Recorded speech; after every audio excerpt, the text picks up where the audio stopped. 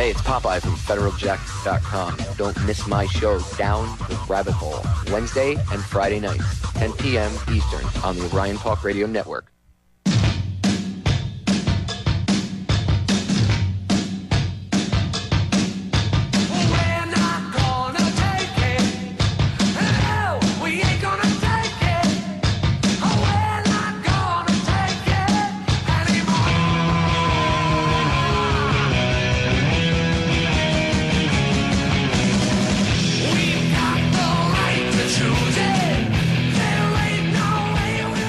Welcome back, guys. I have one more clip to play for you. It is from when Richard Nixon was in office. Old Tricky Dicky, very paranoid, so he used to have all of his phone calls recorded. And I don't know I don't remember the exact story of how I did read it and follow up on it when I first found out about this clip, but this clip I found years ago, so I don't quite remember exactly how it got out, but somebody found it in one of the archives of the phone records, and they put it on the internet. That's all I know. And it's Nixon discussing the activities that go on at Bohemian Grove during one of his phone calls. Check it out. I'm going to come up in about 2 seconds here. Let's look at Northern California, U.S. You know what's happening in San Francisco is gone. It's clear over. I don't know, but it isn't just down in the ratty part of town. But the upper class in San Francisco is that way. The Bohemian Grove that I attend, on time to time, the Easters and the others that come there. But it is the most faggy goddamn thing you will ever imagine in San Francisco crowd goes in. There's President Richard Nixon discussing the stuff, and that's just an off-the-cuff remark about the stuff that he saw. That's just an off-the-cuff remark about the stuff that he saw. So you can only imagine what Tricky Dicky is not telling anybody. And like I've said on other shows, I personally believe that Nixon was set up with Watergate because of the things that he knew and the certain people's involvement that he knew in the assassination of John F. Kennedy. And he was starting to protect his own rear end. Tricky Dicky was trying to request certain information about the Kennedy assassination and everything else, and I just believe that they got nervous with him and they decided to sell him out, and that's what Watergate was all about. But I'd be digressing onto a different topic there. So staying on with the Bohemian Grove, it's just, you should be angry like I am. You should be enraged that the mainstream media doesn't talk about this. I mean, obviously we know, I know it's like, old hat by now to say, well, the mainstream media doesn't talk about this. The mainstream media doesn't talk about that. But every day you run into people that repeat what the mainstream media tells you. So it's important to know what they're not talking about so you can counter that. And this is one major thing that they're not talking about. The fact that there's world leaders, people like Eric Schmidt from Google, all these sick. You just go look up Bohemian Grove. Google Bohemian Grove attendee list. For the past few years, this year's attendee list hasn't come out, but I can guarantee you at least half the Bilderberg members are there, if not all of them. Maybe I'm sure that not everybody in the Bilderberg group attends Bohemian Grove. I'm sure it's only probably like 98% of those evil pedophile scumbags that go and do mock human sacrifices and stuff like that in the woods.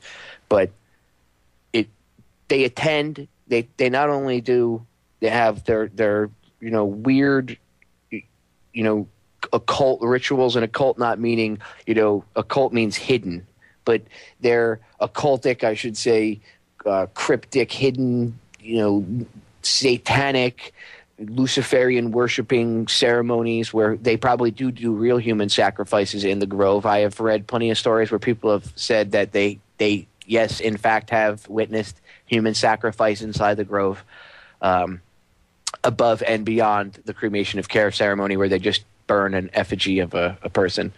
But if you research satanic ritual abuse, Ted Gunderson worked on this stuff. He covered it extensively And he proved that there was something last time, I think Ted said something when he, this is back in the 90s, and when he was talking about it, this was something like 3.5 million Satanists inside the United States alone. 3.5 million Luciferian practicing Satanists. And these people weren't, Jack the crackhead from the alleyway. They were doctors, lawyers, judges, police officers, city council members, mayors, governors, politicians, senators, congressmen, football players, baseball players, TV stars, movie stars, recording stars of all types. Heavily the country music industry. If you research, interesting little caveat to that, it dovetails into MK Ultra. Look up Project Monarch. Look up Kathy O'Brien. She talks about the Bohemian Grove. She talks about presidential models. Bohemian Grove comes up in a lot of places. So it would be pretty hard for it to be a quote-unquote fabricated conspiracy theory. Or a fabricated myth or lie made up by some kooky guy. It shows up in too much other stuff. Kathy O'Brien, Transformation of America.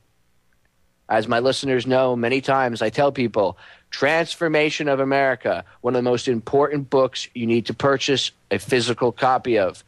Stop depending on the ebooks.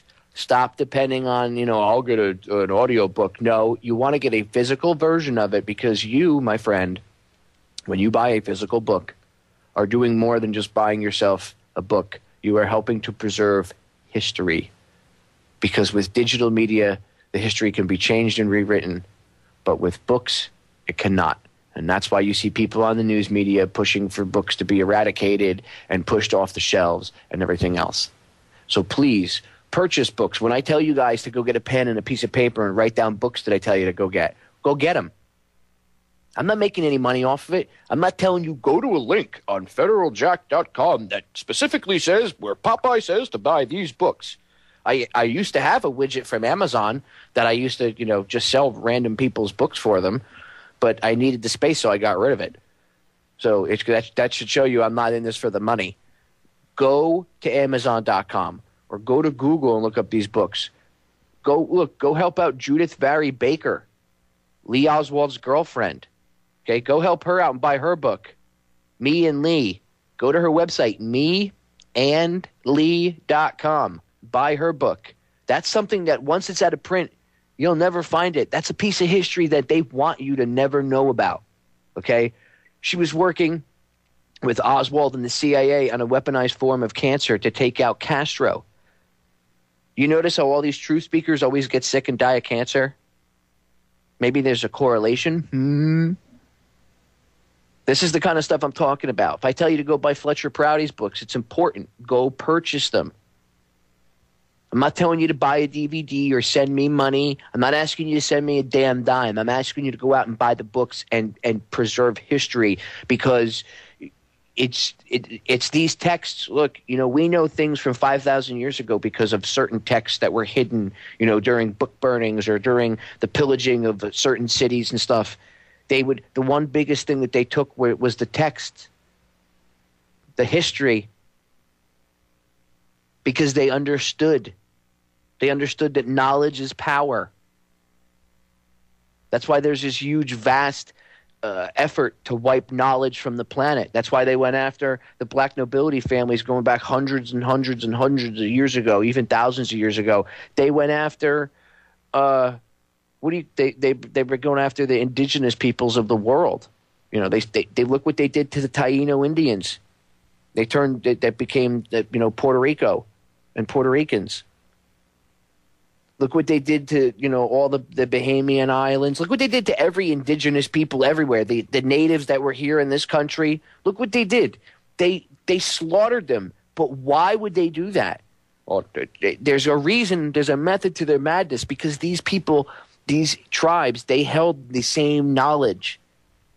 And the only way to be able to have one up on the entire world is to eliminate that knowledge from mainstream. And only you are the only people that have that knowledge. And that is what makes these scumbags think they're powerful. And that's what gives them their edge. That's it. They're not better than us. They're not supermen.